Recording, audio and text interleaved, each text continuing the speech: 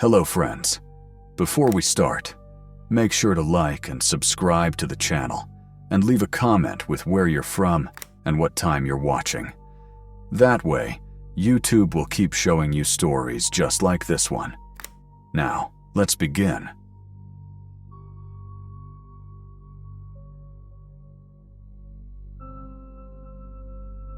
My memories don't come back all at once.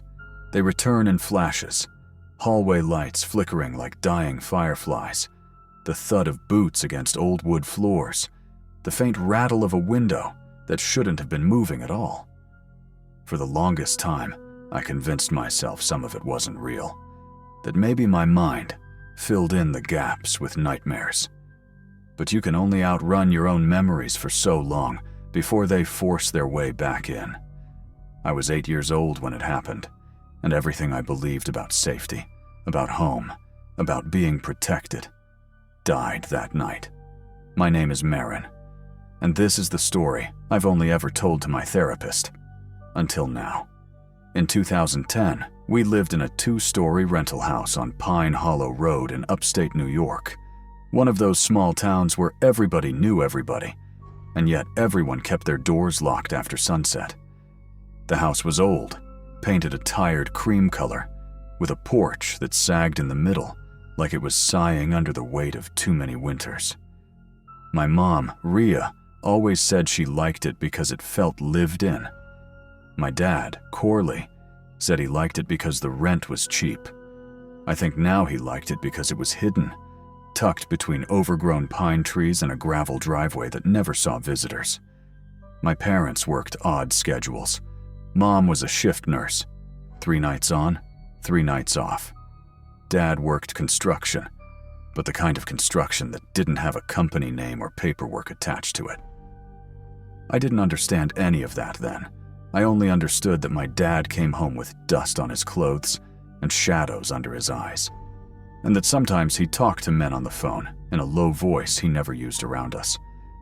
I shared a room with my baby sister Mira, who was barely 2, and still slept with a pacifier she chewed holes through. My bed was shoved against the wall under the window, and the window overlooked the side yard. Just trees, grass, and darkness after 7 p.m. There was nothing scary about the house, not at first.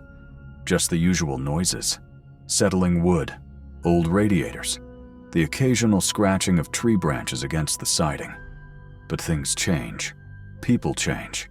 And danger has a smell to it, even if you're too young to name it. I started noticing it the week before, the night everything went wrong. My dad was more distracted than usual. He would sit at the dining table long after dinner, staring at the same empty spot on the wall. His phone buzzed constantly, and every time it did, he flinched. Not jumped. Flinched, like someone was swinging something at him. One night, I walked in on him whispering into the phone. His voice didn't even sound like his. It was tight, stretched thin. When he saw me, he forced a smile so stiff it looked painful.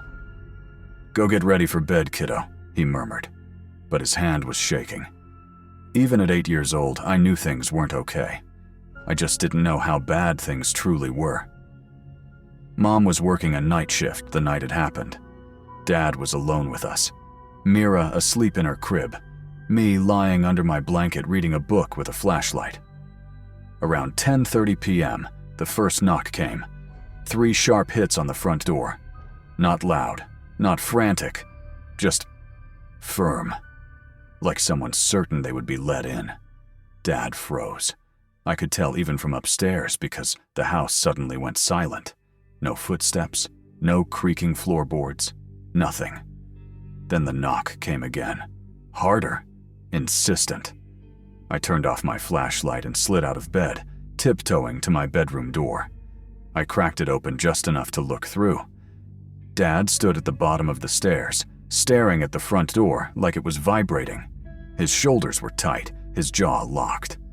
"Who is it?" he called. No answer. Instead, the third knock shook the entire doorframe. A sinking feeling crawled through my stomach, cold and slow.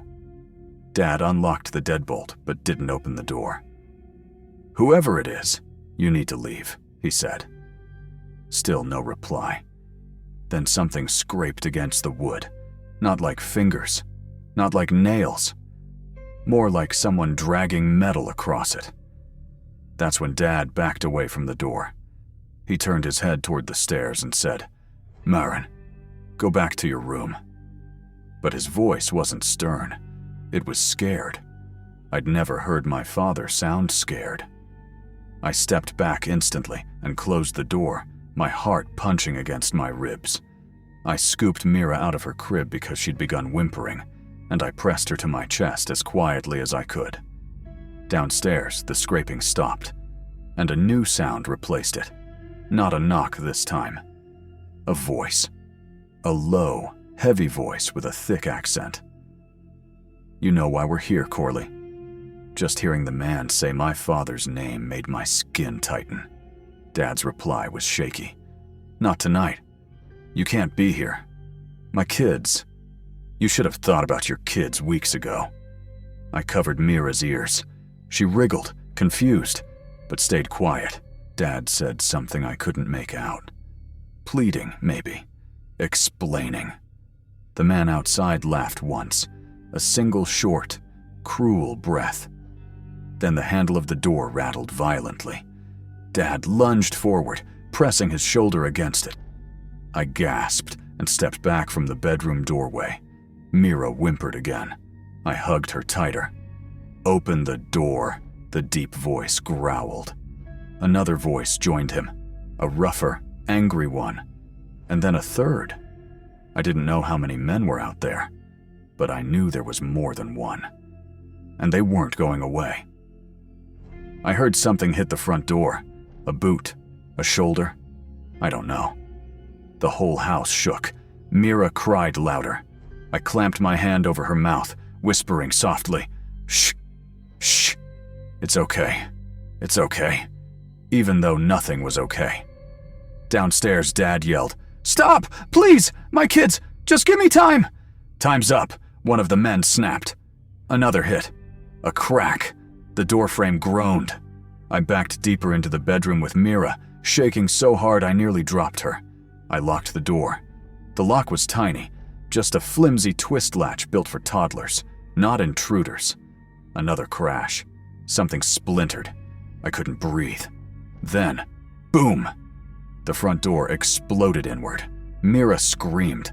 I almost did too. Heavy boots stomped into the house. Voices filled the hallway, arguing, cursing, commanding. Dad cried out something desperate. A blow landed, then another, and another. I pressed myself into the corner with Mira on my lap, rocking her as quietly as my shaking body allowed. I heard furniture crashing, something glass shattering. I heard Dad begging them not to go upstairs, not to go near us. Then footsteps began to climb the stairs. Slow, steady, prepared. I felt Mira bury her face into my neck. My entire life narrowed to those footsteps. The landing groaned under their weight. Someone whispered something to someone else, a language I didn't know, sharp and fast. Boots moved down the hallway. Closer. Closer. Then they stopped. Right outside our bedroom. The doorknob twitched. I held my breath so long I saw white sparkles at the edge of my vision. And then, unbelievably, the footsteps turned away. Someone downstairs shouted, "Leave the kids! This isn't why we're here!" One of the men upstairs muttered something angry but obeyed.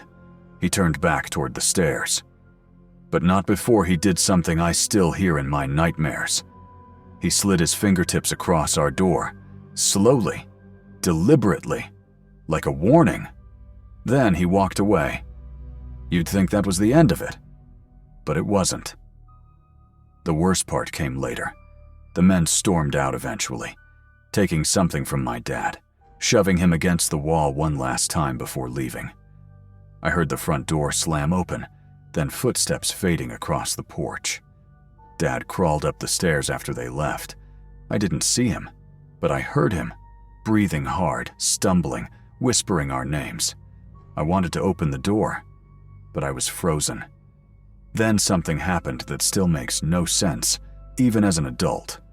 The sound of footsteps returned, but not from outside. They came from inside the walls, from the hallway, from inside the goddamn walls. Like someone was walking through the structure of the house itself. Thick, slow footsteps, dragging something metallic. I stared at the wall beside my bed, and the picture frame hanging there trembled. The steps moved toward the front of our room, right up to the inside of the wall behind the door. I covered Mira's entire body with mine. I waited for the handle to turn, for the door to burst open, for voices, for threats, for anything. But instead, knuckles tapped on the wall, not the door, the wall. 3 slow taps, followed by a whisper. Next time. Then absolute silence. I don't remember falling asleep. I only remember Dad breaking down the bedroom door at sunrise, collapsing to his knees when he saw us alive. Mom came home early from her shift, and I watched her fall apart when she saw Dad's face. Split lip, swollen eye, bruises already forming. She held Mira and me so tightly we couldn't breathe. Everything after that blurred. We left the house that same day, packed bags in under 10 minutes. Didn't take furniture, didn't take toys, didn't take anything but clothes in my dad's toolbox. We never went back, not even to grab the photo albums Mom cried about losing. Dad refused to talk about what happened. Mom tried to get him to report it. He refused that too. Reporting it makes it worse, he kept saying. They said they'd leave the kids alone. That's all that matters now. We moved 3 states away within a month. Mom changed jobs. Dad stopped whatever he'd been doing before and took 3 smaller, low-paying, legit jobs instead. They tried to rebuild life around us. Quiet life, safe life, small life. But childhood doesn't forget. And walls definitely don't forget. I'm 22 now. I sleep with every door locked. I keep furniture pushed against windows. I jump at footsteps in apartment hallways. Therapists call it trauma imprinting. But some nights, especially winter nights, I still hear it. Footsteps inside the walls. Slow, dragging metal. And once, last year, sitting alone in my first apartment, I swear I heard 3 taps. Just like before. I didn't sleep that night. I don't think I ever will fully sleep again. Because the truth is, men break in through doors. But monsters? They walk through walls. And I still don't know which ones visited us that night.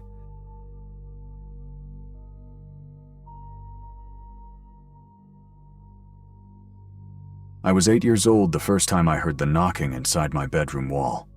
Our house stood alone at the edge of Dry Creek Woods, a place people in our small Wisconsin town like to romanticize as peaceful rural living. But for me, that house was the center of a secret I carried for almost 20 years. A secret that shaped me, scared me, and ultimately destroyed a part of my childhood I can never reclaim. My name is Elias Ward, and this is the story I spent my entire life trying to forget. My room was at the far end of the hallway, right against the woods. At night, the wind would move through the trees like something pacing, restless and hungry. The knocking came on a Thursday night in late September. 3 soft taps behind the wall, right under my bed frame. I thought it was a mouse, but then it tapped again. Slow, deliberate, like someone trying to signal me. I slid out of my covers and pressed my ear to the wall. The drywall felt strangely cold. "Hello?" I whispered, and something whispered back. A voice so soft I couldn't make out the words, only the tone. It sounded childlike, curious, waiting. I ran to my parents' room, but they dismissed it as pipes contracting in the cold. My father told me not to watch scary movies before bed. My mother rolled her eyes and turned off the hallway light. But after they went back to sleep, the knocking started again. 3 taps, a pause, then a breath, like something was right behind the wall, exhaling into my room. That was the first night I slept on the floor of the hallway outside my door. The knocking continued every night for the next week, always from inside the wall. Sometimes it followed me around the room. If I moved closer to my closet, the tapping shifted too. If I sat near my dresser, it scraped behind that section. It was as if something, or someone, was inside the wall, trying to stay close to me. One night, I dreamt of a figure standing in my closet, a thin silhouette with a face completely blank and smooth, like wet clay waiting to be shaped. I woke up gasping, and there was a soft thump from the closet door. It was subtle, like a hand resting on the inside panel. I stared at that door for a long time, listening. Another thump. Then a breath. "Elias!" I screamed so loud my father sprinted into the room. When I told him about the voice, he yanked open the closet door and flicked on the light. Nothing inside but cardboard boxes and old coats. But something was off. A smell. Like soil and wet wood. A smell I later learned comes from spaces underground. My parents again blamed nightmares. But nightmares don't knock. Nightmares don't whisper your name in a voice that sounds almost like your own. On a cold October morning, my father brought in a handyman to check the walls. The man tapped around with a small flashlight and screwdriver, frowning deeper with each knock. "There's an old crawl space behind here," he finally said. "Probably sealed when the house was renovated in the 70s. Might be animals inside." Animals. If only he knew. He cut a square section of drywall out of the left corner of my room, revealing a dark gap barely big enough for a child to crawl through. My father peered inside with a flashlight. "What's that smell?" he muttered. The handyman shrugged. "Probably a raccoon nest." But I saw my father's face change, just slightly. His jaw tightened. His eyes widened for a moment. Something shook him. "What do you see?" I asked. He hesitated. "Nothing. It's just empty." But later that night, I overheard my parents arguing downstairs. "We shouldn't have moved here," my mother whispered urgently. "It's an old house," my father insisted. "You're scaring him." "You saw the scratch marks inside that crawl space," she hissed. I froze at the top of the stairs. Scratch marks. My father didn't respond, because he knew I heard them too. I used to love drawing. Little comics, superheroes, forest animals. But around this time, something strange started happening with my sketches. I'd wake up to find drawings I didn't remember creating. Pages filled with tall, thin figures standing outside my window. Dark tunnels stretching under the house. A smiling shape with no face. Once, I found a drawing of myself, but with something standing behind me. Taller than the ceiling, its hand on my shoulder. My mother asked if kids at school were bullying me. I told her no, because none of this had anything to do with school. The thing in the wall was getting stronger, and it wanted me to see it, to remember it, to draw it so it could exist, outside the dark. In late October, I started sleepwalking, something I'd never done before. My mother found me standing at the sliding door to the backyard at 2 in the morning, my hand pressed against the cold glass, staring into the woods like something was calling me. Another night, she found me halfway across the yard. Then, one night, I didn't stop at the yard. I walked into the woods, barefoot, freezing, eyes open but not awake. My father had to run after me, yelling my name, but I didn't respond. He said I walked like I was following someone, or something, deeper into the trees. When he finally caught up to me, he swore he saw a shadowy shape retreat deeper into the forest, a shape as tall as the trees, a shape that didn't move like a person. He never told my mother that part. But I know that night changed him. He boarded up my bedroom wall the next morning, but the knocking continued, even through the wood. Halloween night, my parents went to a neighborhood bonfire with me, hoping it would distract my imagination. But halfway through the night, I felt that familiar cold breath behind my ear, the same one from inside the wall. I turned around and saw nothing. But when we got home, the boarded section of my wall had fresh, deep gouges carved into it, as if something was trying to come through.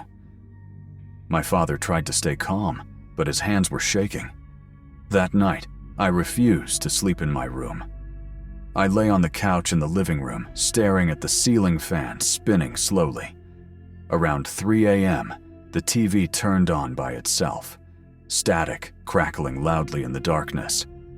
Then the living room lights flickered. Then footsteps creaked across the hallway floor. Slow, heavy, measured. I sat up, heart hammering, eyes fixed on the doorway. And then, it stepped into view. A tall, impossibly thin shape, its head tilted, its body bending like a sick shadow trying to imitate a person. Its face was smooth and pale, like stretched skin with no features, except a mouth slowly forming. An opening widening like wet clay being pushed from the inside. It didn't walk. It swayed. It jerked, as if learning how to move, learning how to be alive. It reached its long arm toward me. "Elias!" My father's shout cut through the moment as he ran down the stairs. The shape recoiled instantly, collapsing into the hallway shadows like smoke being sucked into a vent. By the time he reached me, it was gone. But the static on the TV didn't stop, and the hallway smelled like soil and wet wood and something alive. We moved out 2 weeks later. My parents claimed it was because of mold issues. But I knew the truth. My father never spoke about the thing he saw that night. But I remember his face. Pale, terrified, broken in a way I'd never seen before. I slept better at the new house. But sometimes, late at night, I still heard soft knocking. Not from the walls, but from under my bed. Just 3 taps. A pause. Then a breath, like something trying to remind me it wasn't gone, just waiting, growing. I'm 29 now. Therapists tell me childhood trauma rewires the brain, that what I experienced was probably a hallucination brought on by stress. But they didn't hear the whisper. They didn't see the drawings I never remembered making. They didn't see the thing in the hallway that night, the shape that copied my voice, my sleep, my growth, as if it was learning me. Last year, my mother mailed me an old box she found while cleaning. Inside was a notebook I kept as a kid. On the last page was a drawing I do remember making, a picture of my bedroom wall, a dark shape reaching through the cracks, and written at the bottom in a handwriting that looked like mine but slightly wrong. "Thank you for letting me grow." 2 nights ago, I moved into a new apartment for work. As I unpacked, I heard it. 3 soft taps from inside the wall. I froze. Another knock. Closer. Then, in a voice that sounded like a grown-up version of the whisper I heard at 8 years old. "Elias, open the wall. Let me see you." And as I'm writing this now, the drywall behind my bed is starting to bulge outward. Something is pushing from the other side. Something that grew up with me. Something that followed me through every home, every year, every attempt to forget. Something that wants out. And I think, tonight, it will.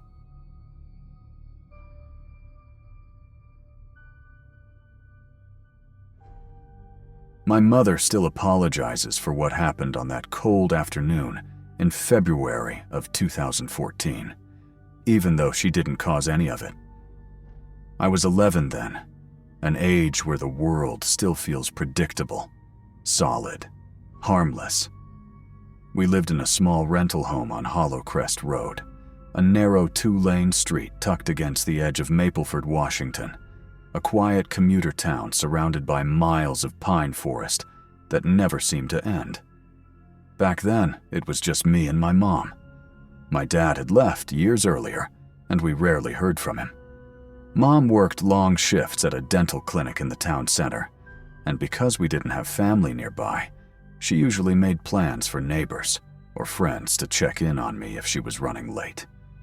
The day everything happened, her plan fell apart. That morning, I woke up to the sound of wind scraping against the siding like a set of fingernails dragging across the house. It wasn't unusual. The pines around Hollow Crest Road caught the wind in strange ways, but something about the sound unsettled me. It was deeper, almost like a low voice humming through the walls. I came out to the kitchen rubbing my eyes. Mom was in her scrubs already, packing her lunch into a plastic container. "Morning, Bug," she said, kissing the top of my head. But she looked stressed, the kind of stress that made her blink too much. "What's wrong?" I asked. She hesitated. "Becker called in sick. I'm the only hygienist on for the afternoon shift. They need me." She was supposed to have the day off. She had promised we would bake brownies and watch movies. I didn't complain. I never wanted to make that look on her face worse. "I'll only be gone 2 hours, maybe less," she said. "And Mrs. Delroy next door will check on you around 2. But around 11:30, Mrs. Delroy called saying her grandson got in an accident and she had to rush to the hospital. Mom looked helpless.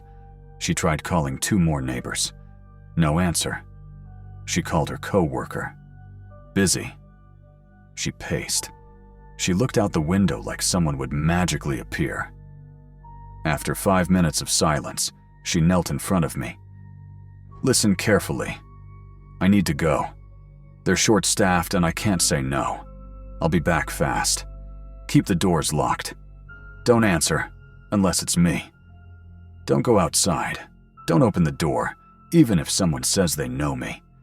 She said that last line so firmly that it scared me. Then she hugged me tight, tighter than usual, grabbed her keys, and backed out of the driveway in her faded silver sedan. I watched her car disappear through the pines. The wind howled again. And then the house felt huge. To distract myself, I made hot chocolate and curled up on the living room rug with a blanket that smelled faintly of laundry detergent and eucalyptus, the kind of smell that makes you feel safe. Our old beagle, Furby, waddled over and plopped down beside me, pressing his head against my leg. The clock read 12:07 p.m. Mom said she'd be home by 1. Not bad, I thought. I turned on the TV and let some random documentary play. Furby snored. Everything felt normal. Calm, until the first knock came. 3 short taps. Gentle, almost testing. Furby lifted his head immediately, ears stiff. I muted the TV. The house suddenly seemed too quiet. I remembered Mom's rules. Don't answer the door. Don't go outside. Don't talk to strangers. But she hadn't said I couldn't look. So I crept toward the narrow front window beside the door. I stayed low, heart tapping against my ribs. Through the thin slit between the curtains, I saw a man on our porch. He wasn't dressed like a delivery driver or a neighbor. He wore a faded black windbreaker, jeans, and a knitted dark green beanie. His posture was stiff, shoulders squared like he was forcing himself to look casual. He knocked again, louder this time, then stepped back just enough for the weak winter sun to hit his face. He wasn't old, maybe mid-30s. Pale skin, red nose like he'd been out in the cold for hours. His eyes shifted constantly, scanning the yard, the street, the windows, like he was checking for something. Or someone. Furby growled, low, rumbling, a sound I had never heard from him before. The man pressed his hands to his hips took a breath, and called out. "Hello? Anyone home? I'm with Northwest Water and Sanitation. There's been a chemical issue in the line. Need to check your basement access." Basement. We didn't have a basement. I stayed frozen. He knocked again. Harder. 5 sharp knocks that rattled the glass. "I know someone's home," he said, voice flatter now. "I just need a quick look. It's for safety." Furby barked, but it was the scared kind, not the brave one. Something about the man's tone changed again, from polite to impatient, from impatient to irritated. Then he tried the doorknob. A slow twist, a push, a rattle. Pressure built in my chest. He tried again, harder. The lock held, but the sound still made my stomach twist. I backed away from the door quietly, and then everything went silent. I waited 10 seconds, 20, 30. No footsteps, no talking, no knocking, just wind. I thought he'd walked away until I heard the sound of gravel crunching beside the house, heading toward the backyard, toward our back door. The one with the flimsy old latch Mom always said she needed to replace. I felt my throat tighten. Furby's fur stood up. Something was very, very wrong. The crunching footsteps stopped suddenly. Then, a soft metallic rattle. He was trying the back doorknob. He twisted it once, twice, a slow test. Then a hard jerk that made the whole door clap against its frame. "No, no, no," I whispered, backing down the hall. Furby whimpered. A loud thud hit the back door, then another, then a third, deep, heavy, deliberate, like a shoulder being slammed into the wood. The old latch weakened with a cracking sound. He was breaking in. I didn't think, didn't plan. Instinct took over. I sprinted to my room, nearly tripped over Furby, shoved myself into the closet, and dragged a pile of winter coats over me. Furby followed, pressing his warm body against my leg as I pulled the closet door nearly shut. The house went silent again. Too silent. Then, wood cracked. The sound echoed so loudly it vibrated through the walls. He was inside. I heard his boots scraping across the linoleum. Slow, steady. Not the frantic movements of a thief rushing. These were deliberate steps. Heavy ones. He opened a cabinet. Another. The hinges squeaked. That familiar squeak that comforted me every time Mom cooked dinner, now warped into something terrifying. Then I heard a metallic scrape against the counter. I knew that sound instantly. The kitchen drawer where the sharp knives were kept. He had taken one. My heartbeat turned into a pounding in my skull. He walked toward the carpeted living room. His boots went from sharp taps to muffled thuds. He paused, breathing slow. Then his footsteps angled toward the hallway, toward my room. The hall creaked, the same creak I always heard when Mom checked on me at night. I bit down on my sleeve, trying not to make a sound. The footsteps stopped right outside my bedroom door. His shadow stretched under the gap. The doorknob turned, slowly, softly, like he was savoring it. The door creaked open. He stepped inside. I could hear him breathing, steady, controlled, not even a little rushed. The kind of breathing someone makes when they're focused. His boots pressed on the weak board by my dresser. It groaned. He stopped. Just feet from the closet. I squeezed my eyes shut so tight they hurt. Furby trembled uncontrollably beside me. Then, a distant car door slammed outside. He flinched. Another slam. My mom's car being locked. Footsteps on the porch. Fast. Familiar. Mom was home. The man moved quickly, boots thudding out of my room, down the hall, through the kitchen. The back door banged open again. Footsteps pounded into the yard. Then silence. Total silence. The front door opened. "Honey?" Her voice was normal at first. Tired. Casual. Then she saw something. Honey?" Her voice cracked into panic. I burst out of the closet and sprinted down the hall. The second she saw me, she threw her arms around me, shaking almost as hard as I was. The house was a mess. The back door leaned off one hinge. The lock was shattered. Muddy boot prints snaked across the kitchen floor, smeared into streaks as he'd run. One of the drawers was open, the one where we kept the long kitchen knives. One slot was empty. Mom's face went pale. She pressed her hand to her mouth. "Oh my God!" She checked the living room. One of the small windows was cracked open just enough for a hand to slide in. The latch was unlocked. He had planned a backup entrance, or exit. The police arrived 20 minutes later. A tall, tired-looking officer named Deputy Haskell took notes while I sat wrapped in my blanket, and Furby sat in my lap refusing to leave. I told them everything. The beanie, the strange lie about the basement, the voice, the footsteps, the knife. Haskell exchanged a glance with the other officer. "There was an attempted abduction 2 towns over last week," he finally said. "Same tactic. Utility worker disguise. Same time of day. Back door forced." Mom squeezed my hand so tight it hurt. They dusted for fingerprints. They photographed everything. They stayed for over an hour. But in the end, they didn't find him. No name, no identification, not even a usable fingerprint.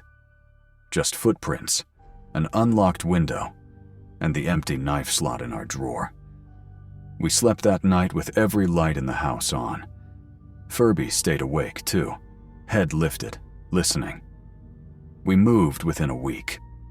Mom found a place in a large apartment complex across town, somewhere with cameras, code locks, neighbors close by. She installed additional locks. She bought pepper spray. She changed her entire schedule at work. I changed too. I checked every window twice. I learned the sounds of every creak in the apartment. I memorized the difference between normal wind and approaching footsteps.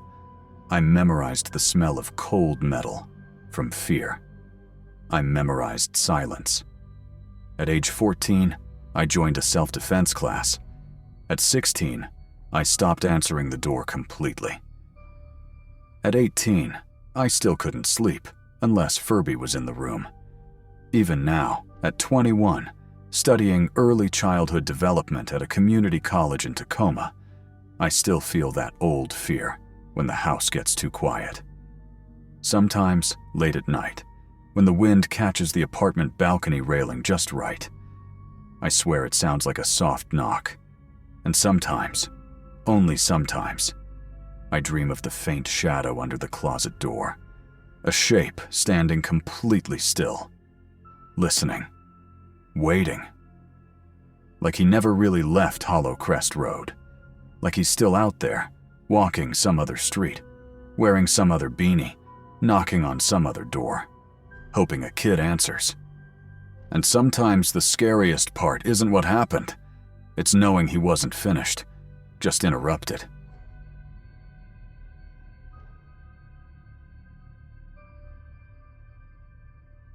My name is Rowan Keller, and for most of my life, I believed childhood memories softened with time.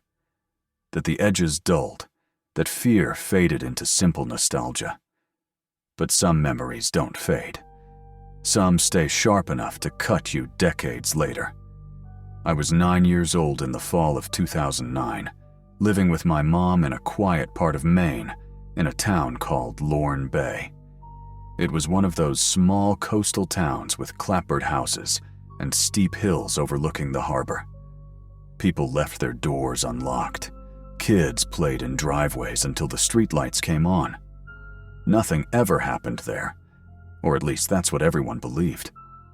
My mom worked the morning shift at a bakery downtown, and every Saturday she would take me along with her for 2 reasons. 1, she didn't trust the neighbor's teenage son who had once watched me by falling asleep on the couch. 2, she said kids were good luck for business. Back then, I liked tagging along. I'd sit at one of the tall stools behind the counter, doodling on napkins, while the smell of cinnamon rolls drifted through the shop. The morning everything changed was October 24th, a sharp, cold Saturday, with the kind of wind that made the harbor fog linger low and thick. Mom bundled me in my brown puffer jacket, zipped up high under my chin, and we walked the 10 minutes to the bakery. By 11, the rush slowed down, and Mom told me I could walk next door to Marley's General Store, a small convenience shop run by an older couple. I had been allowed to go there alone dozens of times. She pressed a $5 bill into my hand. "Get yourself a snack, but be quick, okay?" "I will," I told her, and ran out. I remember hearing the bakery doorbells jingle behind me, and I remember thinking things felt normal, ordinary, safe. Marley sat on the corner beside a narrow alley that opened into a line of dumpsters used by the businesses on the block. The alley always smelled like damp cardboard and old lettuce, and even stray cats avoided it. As I reached the store, I noticed the window lights were dimmer than usual. When I tugged the door, a sign greeted me. "Back in 10 minutes." I sighed. Saturday was when they usually stayed open non-stop, but maybe they were on a break. I should have turned around. I should have walked straight back to the bakery. But I didn't. Instead, I glanced down the block and realized I could cut across the back alley to the small public park on the other side. I figured I'd kill a few minutes on the swings and come back. I didn't tell my mom. She had always warned me not to go behind the store. I remember her once saying, "Nothing good happens in that alley, Rowan." But at 9, curiosity beats common sense. The fog was hanging heavier back there. The dumpsters towered like metal cliffs. The ground was slick with fallen leaves soaked in last night's rain. I had nearly reached the end of the alley when a rustling sound made me stop. A man stepped out from behind one of the dumpsters. I froze. He wasn't homeless, not dirty, not threatening in the way a kid imagines monsters. He looked ordinary. Mid-50s maybe, clean-shaved, hair brushed neatly to the side, wearing a green windbreaker and jeans. Someone you'd see picking apples at a farmer's market. But something felt wrong immediately. Something in the way he stepped into the fog, as if he had been waiting. His eyes landed on me with a kind of recognition that made my stomach twist. "Oh," he said gently, smiling. "There you are." My throat sealed up. I didn't know this man. "You gave us quite the scare, honey," he continued, taking a step toward me. "Your aunt sent me to find you. She said you ran off again." I took a step backward. "My aunt isn't here," I blurted. He looked briefly confused.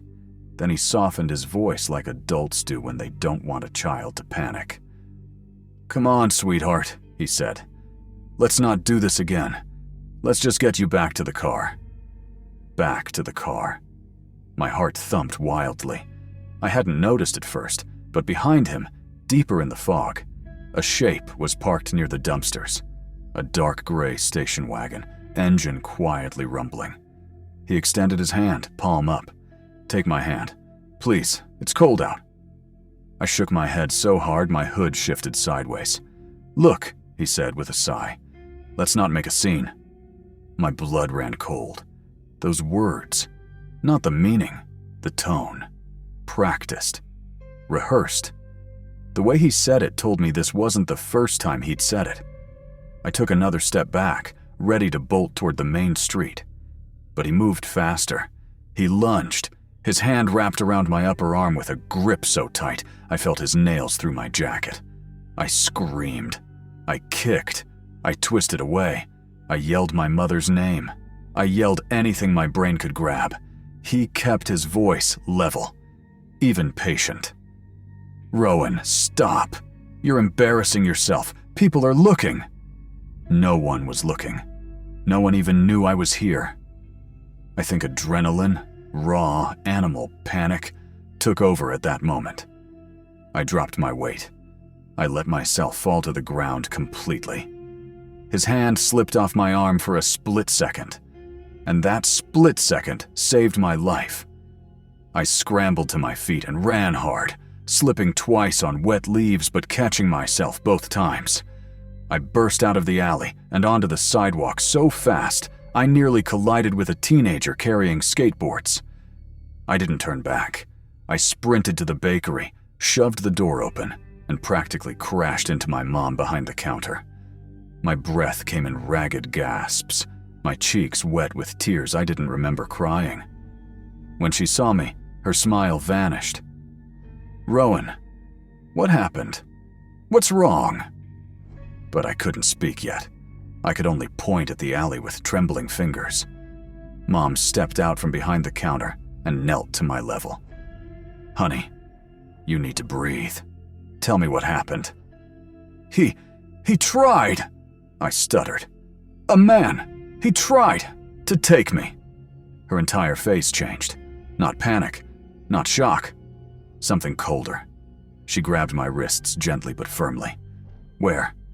"In the alley," I whispered. She turned to the shop's owner, Marlene, and told her to call the police immediately. Then she locked the bakery door, pulled the blinds halfway, and guided me to one of the stools. I remember shaking so hard my teeth chattered. Within minutes, a patrol car arrived.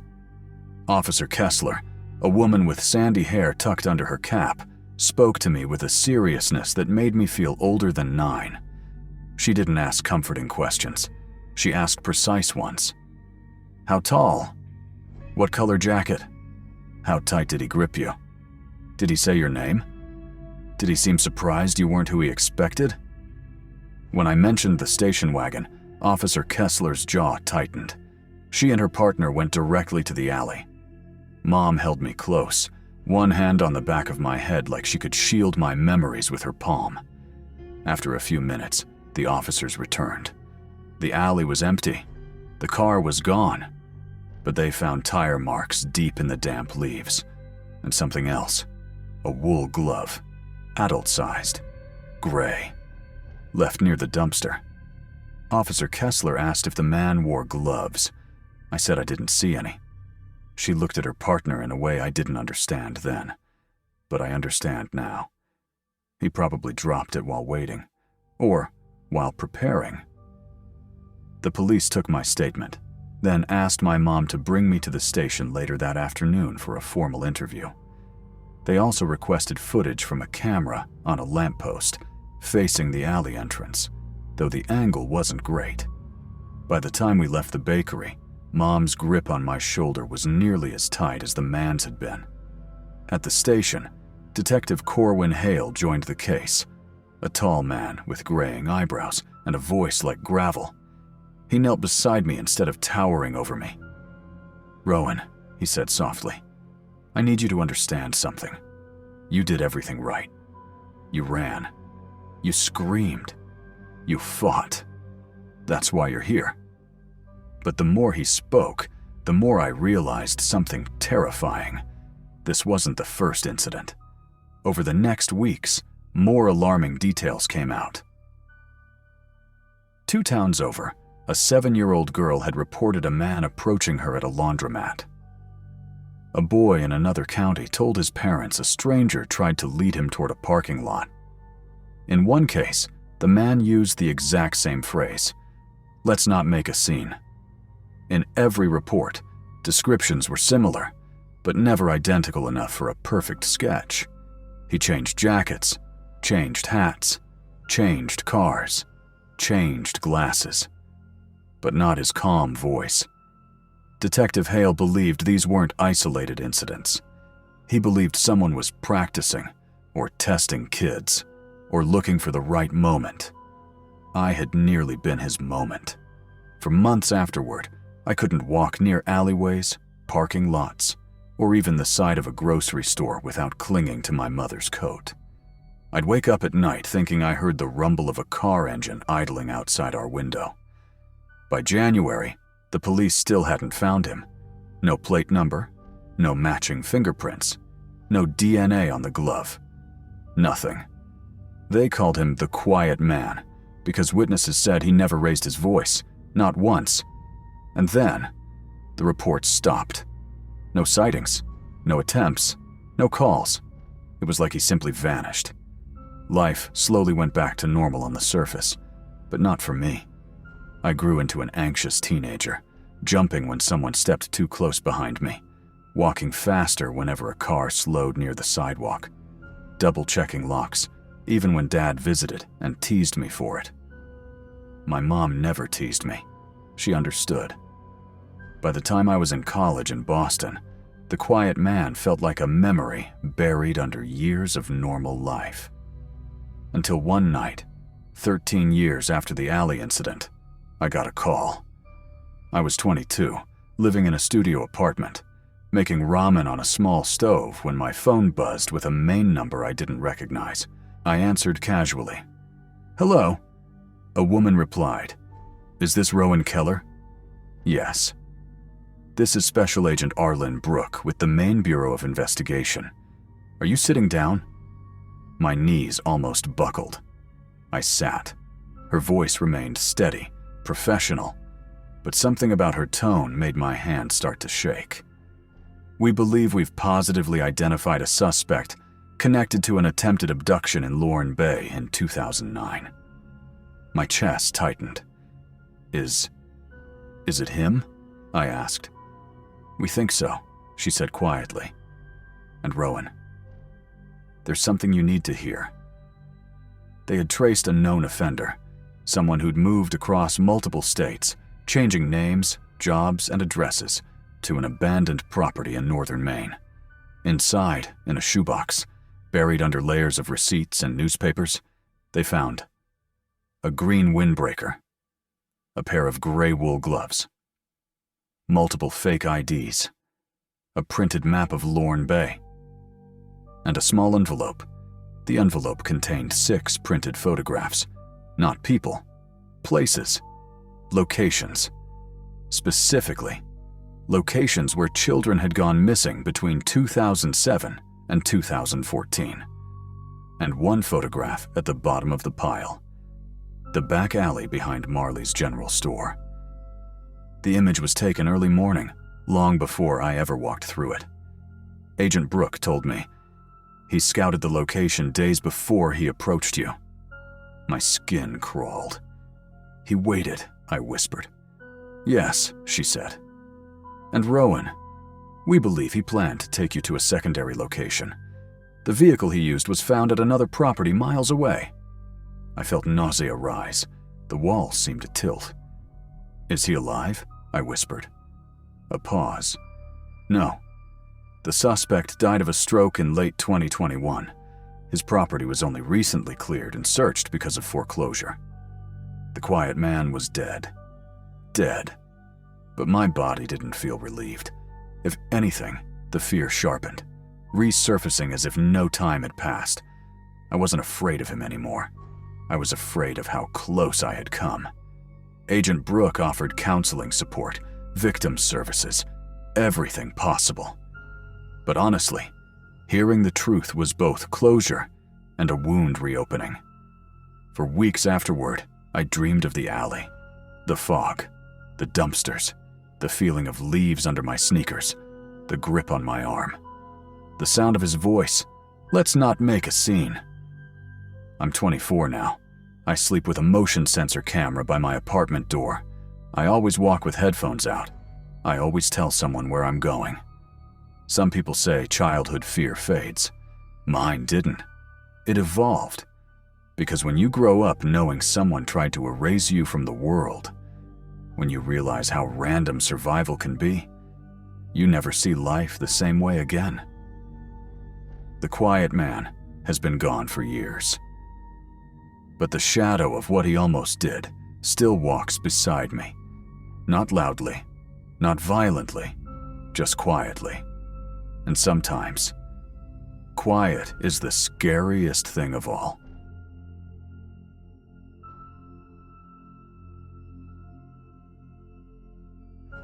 I remember it like it was yesterday, even though it was the spring of 2003. I was 10 years old, and every Friday, After school let out, my backpack was already slung over my shoulder and my sneakers tied tight. My mother would meet me at the curb as the yellow bus hissed and rattled its way down Cedar Lane. She'd smile that tired smile, the one that didn't quite reach her eyes, and hand me my weekend bag. "You know the rules, Marcus," she'd say, her fingers brushing over mine for just a moment. Then she'd watch the bus pull away, already counting the hours until she could clock out from her second shift at the fabric mill. Weekends meant I went to my Uncle Nathaniel's house, Elderwood House, a sprawling, crooked two-story mansion at the end of Willow Creek Road in Wilmington. Nathaniel was my father's older brother, a quiet man with a stiff posture and eyes that seemed to measure every corner of the room before he let them rest anywhere. He worked from home on something to do with computers, though I never understood what. The house smelled of aged wood, polished pine, and something metallic underneath, a scent that always made my stomach twist a little. The curtains were permanently drawn, even in the middle of the day, leaving the rooms dim and half-luminous. Only the hum of his machines and the occasional groan of the floorboards filled the silence. He had 3 rules, and he reminded me of them every single visit. First, I could eat anything in the fridge except the bottom shelf. Second, bedtime was 8:30 sharp, no excuses. Third, the rule he spoke slowly, leaning down so his glasses almost touched mine. I was never, under any circumstances, to go near the basement door. "The stairs are weak, Marcus," he said, his voice deliberate, measured. "Old wood, dangerous, and I keep equipment down there that could hurt you." He gestured vaguely at the plain white door at the end of the hallway. Its 3 locks gleamed faintly under the dim light. 3 deadbolts, like something out of a high-security apartment, guarding a door that led to a basement. Even 10-year-old me knew that wasn't ordinary. You didn't lock a kid out with 3 bolts just to protect them from a few stairs. But Nathaniel was polite, kind in a distant, mechanical way. He let me watch cartoons, made grilled cheese sandwiches that always came out just slightly burnt, and never raised his voice. So I followed the rules without question. I never touched that basement door. That particular Friday evening began like any other.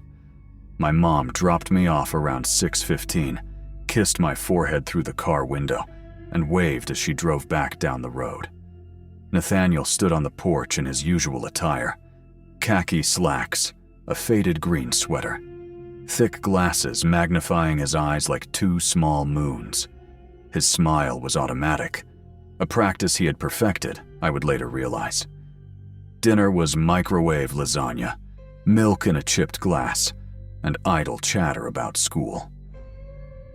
"How's the new kid, Leo?" he asked, not really looking at me.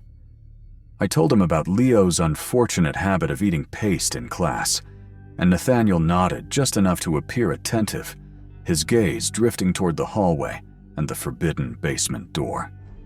After dinner, I curled up on the living room sofa, blanket pulled tight, remote in hand, while he disappeared into his office down the hall. The door clicked shut, leaving me with the soft glow of the television and the faint whirring of his machines. Around 8 o'clock, I heard the familiar creak of the office door opening, footsteps padding down the hall, but not toward me, toward the kitchen, toward the basement. Metallic clicks echoed faintly, the sound of deadbolts turning one after another. A door creaked open, and then the slow, deliberate scrape of something heavy being dragged across the floorboards. My pulse thrummed in my ears, and my 10-year-old brain screamed at me to hide, but something else took over. By 8:15, I was peeking around the hallway corner. The basement door was wide open, spilling sickly yellow light into the dark hallway. And there he was, Uncle Nathaniel, dragging someone down the stairs. A boy, maybe 15, wearing a tattered hoodie, jeans smeared with dirt, hands bound behind him with silver duct tape. More tape covered his mouth, muffling his panicked, broken cries. His eyes, wide and wet, locked onto mine for a heartbeat of hope. Nathaniel turned, finally seeing me. But instead of anger or fear, there was a warmth to his smile, a pleasure that made my stomach twist. "Go back to bed, Marcus," he said, calm and friendly, as if we were discussing the weather. "You didn't see anything." I ran. My small legs carried me upstairs, up to the guest room, where I dove under the covers, pressing my face into the pillow, trying to block the image from my mind. Footsteps lingered outside my door, slow, unhurried. The handle jiggled once before retreating. Morning was eerily normal.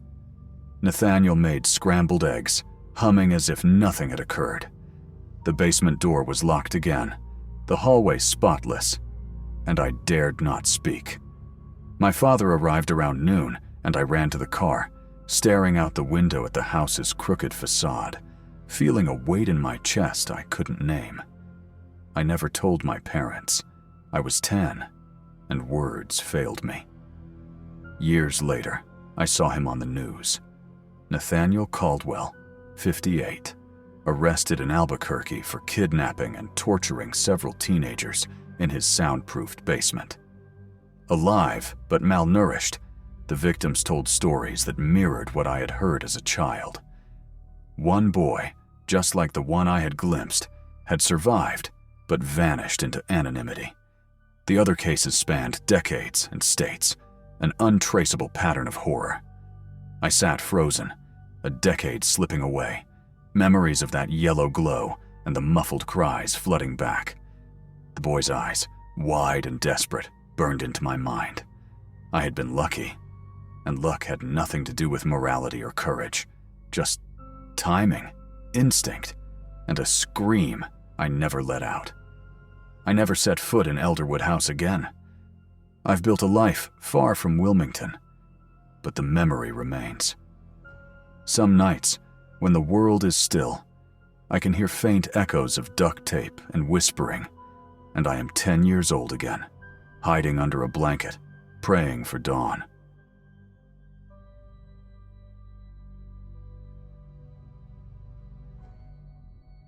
Seventh grade had always been tough for me, but that Friday morning in March of 2015, it wasn't homework or pop quizzes that scared me.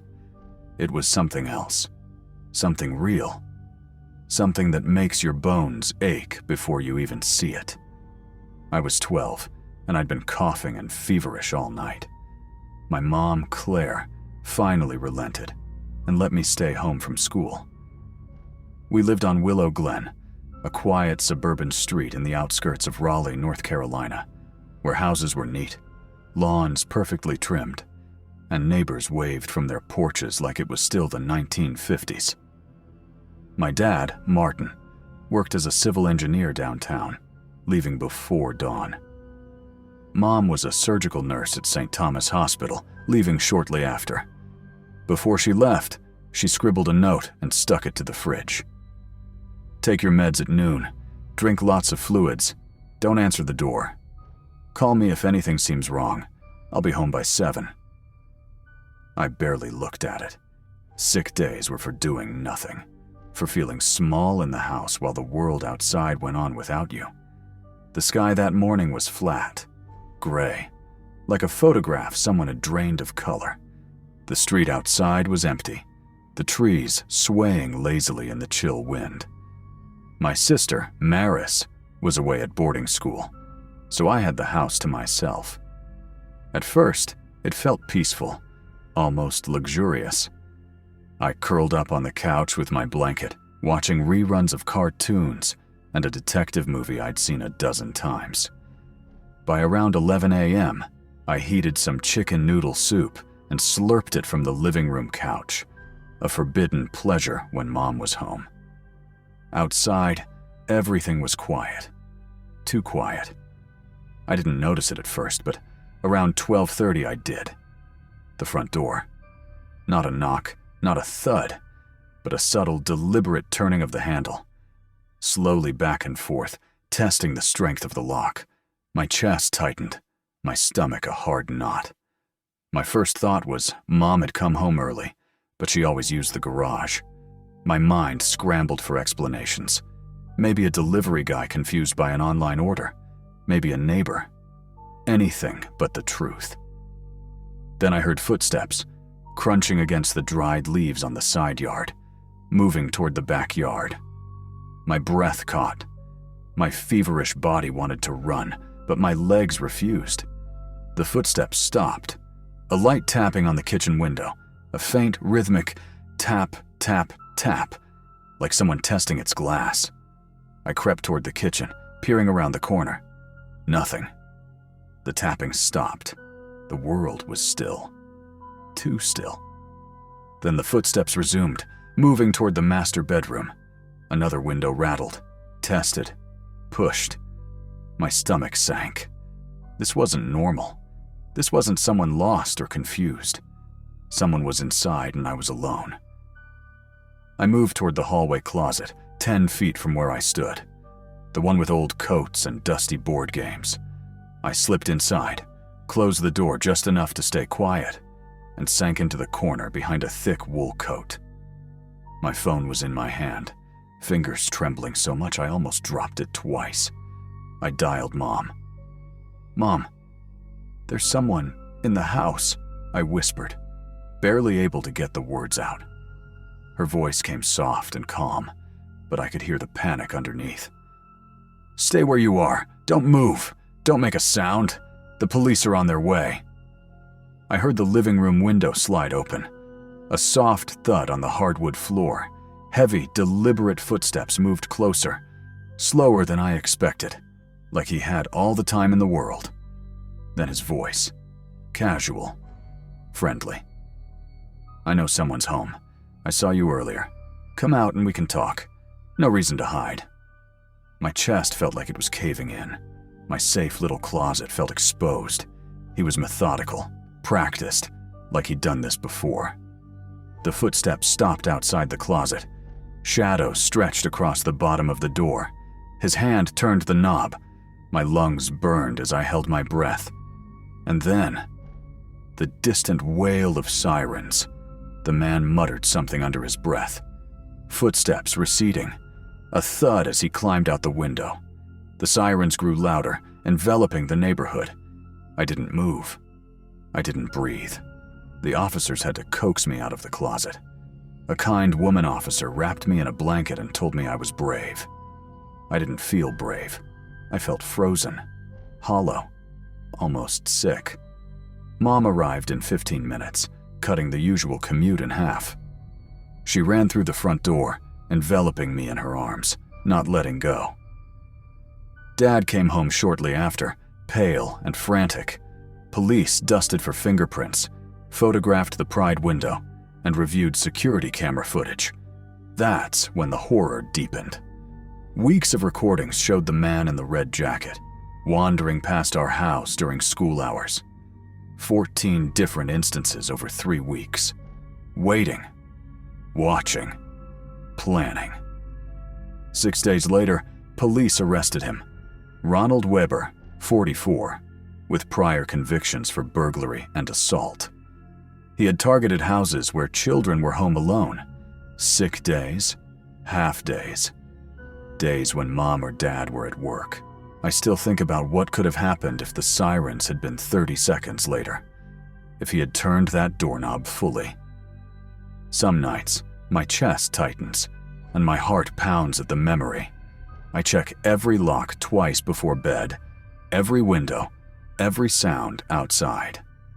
The fear never fully left. It just became part of me. But the lesson isn't just fear. It's the memory of being 12, powerless, alone, and realizing the world isn't always safe, even on quiet suburban streets where you think nothing could ever happen. And maybe that's what true childhood horror feels like. Not monsters under the bed, but the invisible, real ones waiting for you when the world thinks you're too small to matter. We moved that summer to a larger house, fortified with locks, cameras, and alarms. My childhood continued, but that Friday left a permanent mark. Now, I'm 23, finishing graduate school in Boston. But sometimes, in the still of the night, I hear the faintest scratch on a window or a creak on the stairs, and I am 12 again.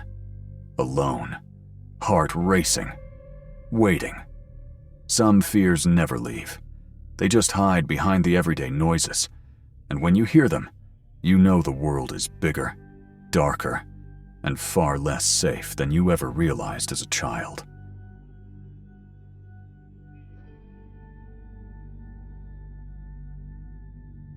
I remember that afternoon like it was etched into my bones.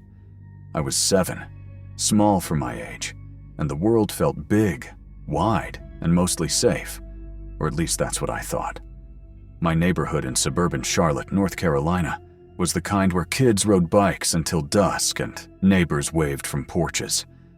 My mom, Diane, worked double shifts at the hospital, so my older brother, Tyler, usually kept an eye on me, even though he was only 12 himself. That day was warm for March, the kind of warmth that made the metal slide sting the backs of your legs and left the air thick with the dusty smell of trampled grass and dry soil. I had been sitting in the sandbox, trying to weave dandelion stems into a crown, a skill I had seen older girls practice when I first noticed him. He walked past the swings, his presence sudden, yet oddly familiar. I recognized him from the community center. He was the kind of adult everyone trusted without thinking twice. He volunteered at weekend events, wore a green apron when passing out snacks, and always seemed to be the first to help pick up trash or arrange folding chairs. That day, he called my name softly, almost like a secret. "Lucy, hey, come here for a second." I froze for a moment, surprised he knew me. His face was open, friendly, the kind adults wear when they want kids to feel comfortable. He leaned forward slightly, the way he always did when talking to someone smaller, and I noticed his watch. Thick leather strap, scratched face, one number missing. Odd, but I thought it looked important, like grown-ups wore things like that when they had serious jobs to do. "Where's Tyler?" he asked. "He went down to the corner with some friends," I said. "He said he'd be back soon." He nodded, as if he'd expected that. Then he said he needed help with something important at the center. I didn't fully understand, but I liked being helpful. He mentioned a small storeroom behind the park, where they kept supplies for weekend activities. Chalk, folding chairs, and stacks of plastic bins. The idea that he had chosen me to assist made me feel grown up, trusted. We walked to the back of the park, where the storeroom's door blended into the wall so well it seemed almost invisible. He unlocked it with a long key on a cord around his neck, and I followed without hesitation. Inside, the room smelled of warm plastic and cardboard, the single light bulb flickering above. Shadows shifted across the floor. It all felt slightly magical until the door clicked behind me. He turned the lock casually, and something cold slid down my spine. He positioned himself between me and the exit. His voice, once warm and casual, slowed, lowering almost conspiratorially. "You know, Lucy, you're really mature for your age." I stared at the floor, tracing the cracks in the concrete with my toe. My stomach tightened. He leaned closer, not touching me, but close enough that the air felt crowded, heavy. "I've saved something special just for you," he said, and my shoulder pressed against the cold wall instinctively. He watched me with a strange, fixed gaze, the kind that doesn't see a person but something smaller, something under control. My chest was tight, my fingers curling into fists. I didn't understand all the danger, only that my safe little world had shifted. Before he could move closer, fast, uneven footsteps echoed from the playground. Tyler's voice cut through the air, sharp, insistent, calling my name over and over. Behind him came the shouts of friends, all running. The man's eyes widened, his face paling. He muttered something low and hurriedly fumbled with the key. Tyler pounded on the door, fists hitting hard enough to rattle the hinges. The stranger twisted the lock, pulled the door open just a crack, and muttered for me to move. My legs stiff, I ran into Tyler's arms, shaking and dizzy with relief. Tyler didn't let go. One arm around my shoulders, his face tense with anger and fear, grilling the man. "Why were you in there with her? Why lock the door?" His friends hovered behind him, ready. The man stammered, insisting it was a misunderstanding, claiming he was showing me the storeroom. His voice shook, and his gaze never met ours. Tyler's friend, Mia, added, "Adults don't usually give private tours to kids in rooms like that. No windows, it's weird."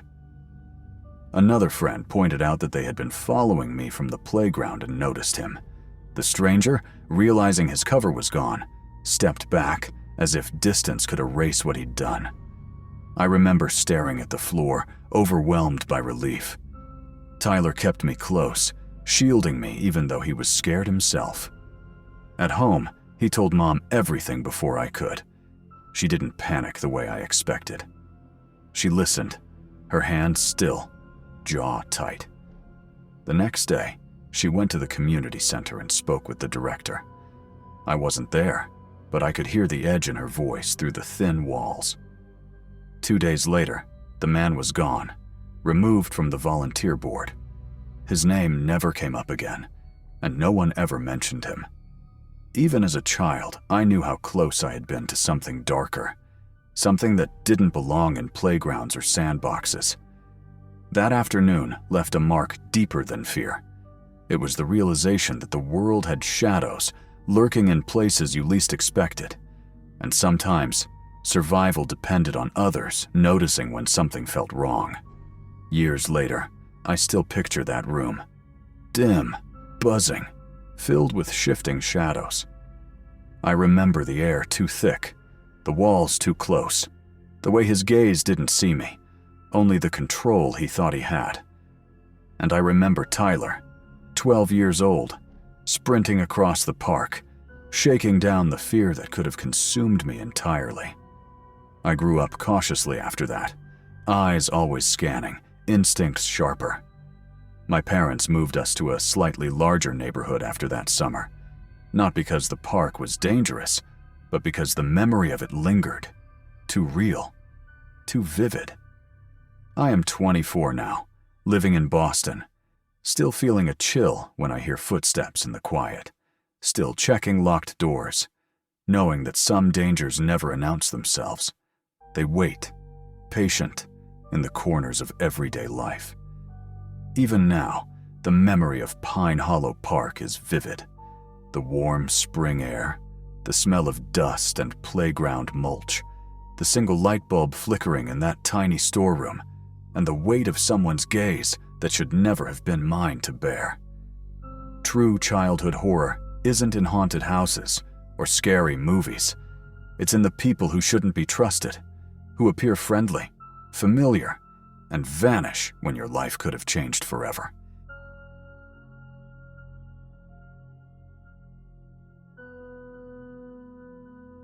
When I think back to that night, I still remember the nervous excitement that had me bouncing on my heels as I knocked on the door. I was 10, and staying over at my friend Caleb's house felt like stepping into an entirely new world. Different smells, different routines. Even the way his mother, Mrs. Harrow, arranged the dishes on the counter seemed foreign, but comforting in its own way. I had known Caleb from school for years, but this was the first time our parents had agreed that I could spend the night. The afternoon was a blur of video games, bowls of buttery popcorn, and whispered debates over which monsters in the movie we weren't supposed to watch were scarier. By the time bedtime rolled around, the house had grown comfortable enough that I barely thought twice about being away from home. Caleb's room wasn't large, but it had a cozy warmth. His twin bed creaked under his movements, and I had a sleeping bag spread out on the floor, decorated with small rocket ships and planets. A nightlight shaped like a comet bathed the room in a gentle amber glow, casting long, wavering shadows across the walls. For a while, everything felt perfect. The hum of the refrigerator from the kitchen below mixed with the occasional distant car passing outside. It was the kind of night that should have been easy for a kid, the night you drift off without a single worry.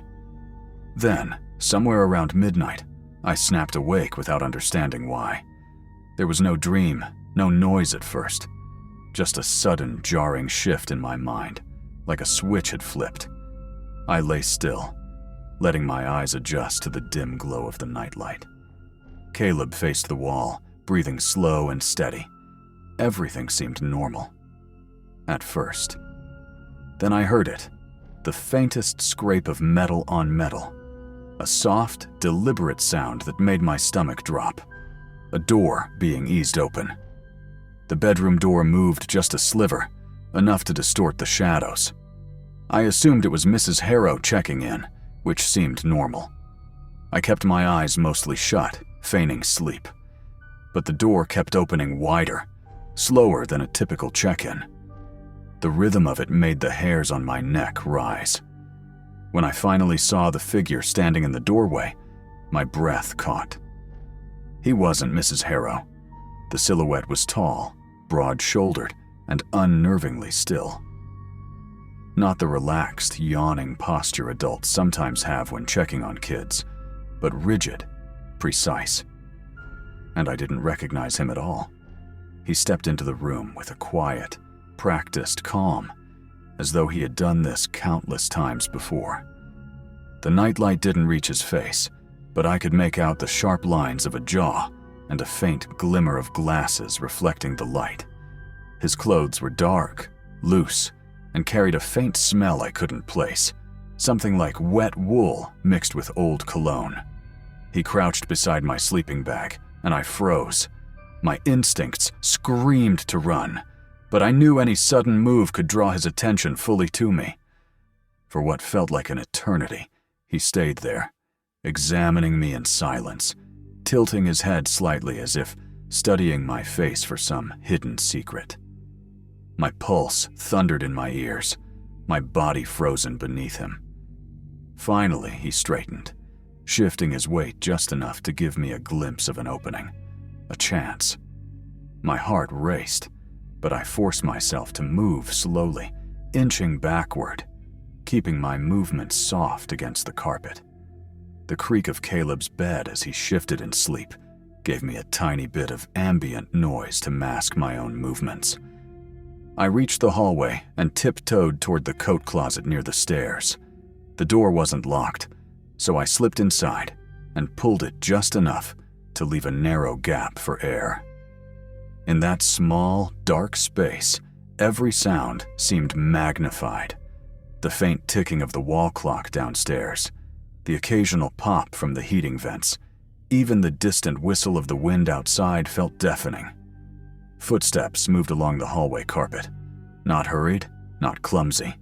Steady, deliberate, familiar with every floorboard and every squeak. A shadow passed by the gap in the closet door. Human, unmistakably so. I pressed myself deeper into the coats, hiding, counting my breaths to calm the panic twisting in my chest. Minutes passed, each one stretching like hours. The house made noises, soft, settling creaks, distant groans of pipes, but nothing masked the steady rhythm of that intruder moving through the hallway. I couldn't risk calling Caleb or his parents. The calm, deliberate way the figure had moved earlier told me he wouldn't hesitate to silence any interruption. Hiding was safer. Eventually, the footsteps faded. An eerie silence replaced them, the kind of silence that makes you hyper-aware of every tiny sound. My legs were stiff, tingling painfully, but I stayed curled inside the closet until the first sliver of sunlight crept beneath the hallway trim. When I finally emerged, the house looked normal. Too normal. Nothing was out of place. Caleb slept soundly, tucked under his blanket. The nightlight glowed softly, just as it had before. I checked the rest of the house. Kitchen untouched, living room quiet, front door still locked. No trace of the intruder remained. When Mrs. Harrow found me sitting at the dining table a few minutes later, she smiled, confused, thinking I'd had a bad dream. She insisted no one else had been home, only the three of them. That night left no evidence, no proof, just my memory and the knowledge that something had been there, and I had survived it by staying invisible. Even now, years later, I remember the way the figure's shadow moved, how the quiet presence in a child's bedroom could feel more terrifying than any monster in a movie. True childhood horror isn't in haunted houses or films. It's in the silent intrusions, the strangers who appear in the spaces you thought were safe and disappear without a trace, leaving only your own racing heartbeat as proof. That night shaped me in ways I didn't understand as a child. I became hyper-aware, cautious, always noticing the little details, shadows out of place, doors ajar, sounds too precise to be normal. The fear never left entirely, but it taught me a critical lesson. Sometimes the scariest dangers are the ones that leave no trace, the ones you can't explain to anyone else. To this day, I still imagine that hallway, quiet except for the distant hum of life outside.